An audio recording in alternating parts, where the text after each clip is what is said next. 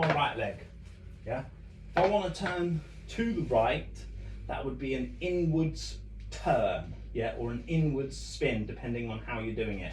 That's turning, that's spinning, yeah? So the whole concept about this is staying over your toes, yeah, and then sinking down and then transferring your weight fully over and then taking the other leg off and balancing for a sec and then coming down. Ways to increase your balance is to bend your knees more, yeah, and then that basically turns it into a jazz turn or a jazz spin rather than a pulled up like classical turn, which is very hard to balance, yeah, so you have to go to class in order to develop that, or you need to know about it so you can train it. Okay, so I've said inward turn into a spin would be like this. I'm on my right leg and then I turn it round and then I spin.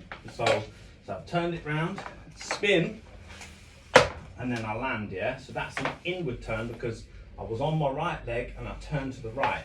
So an outward turn on my right would be standing on my right and turning to my left. So I need to whip my head around to the left shoulder instead.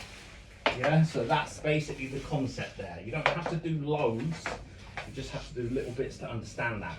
So again, if I'm on my left leg and I want to turn to my left, that would be an inward turn or an inward spin.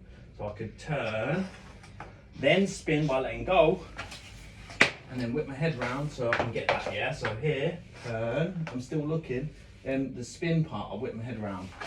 And then that's the way that works. Likewise, if I want to do an outward turn, I'm stood on my left, I've got to turn to my right, so I go, yeah, so that's basically what that is. Now, last thing I'm going to say, if you're going to do more than one turn, yeah, again, we're not in the most luxurious of studio settings now. You don't need to be, yeah. When I'm like this, yeah, I've still got enough room that I can do it. I just have to be very careful that I'm not going to fall over and hit something, yeah. So when I'm stood up, yeah, I'm going to use those mitigating measures that I said that would increase your balance, like sinking down, yeah. And as you turn, if you pull your arms in, yeah, as you start, and then you go into your spin and you pull your arms in, that's centripetal forces, yeah. So look that up on Wikipedia, centripetal forces, yeah. When you're constantly pulling in towards the midline, yeah, that's going to increase the spin.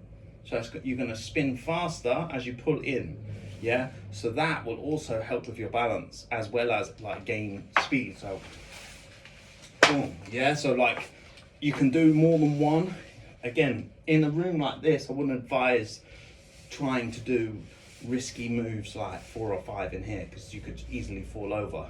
But for there, I implemented that slightly and then I came out in a safe way. So I hope that helps you. Remembering that when you turn around, yeah, that can just be like this versus spinning around. Yeah, it's where you let go and you're actually turning on that foot properly. So turning, yeah, you're just literally rotating around, but you're not spinning. Spinning is when like the frictional aspect starts to kick in and then like, yeah, so that's basically what a spin is versus a turn. So I hope that helps, yeah. And basically, have fun practicing, but I would recommend getting in a bigger room than this, okay? Cool.